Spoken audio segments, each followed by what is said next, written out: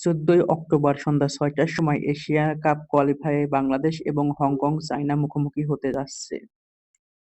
Point টেবিলে ৩ ম্যাচে ২ জয় নিয়ে ৭ পয়েন্ট নিয়ে সবার উপরে আছে হংকং চায়না।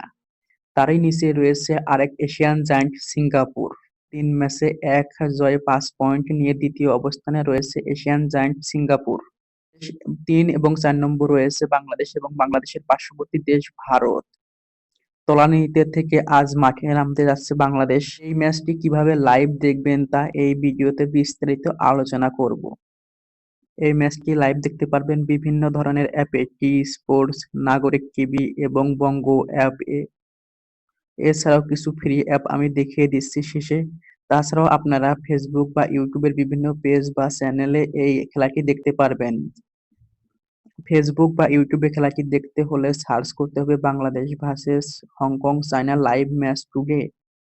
এছাড়াও এছাড়াও এই দুইটি অ্যাপের মাধ্যমে আপনারা ফ্রিতে খেলা দেখতে পারবেন কোনো সমস্যা ছাড়াই।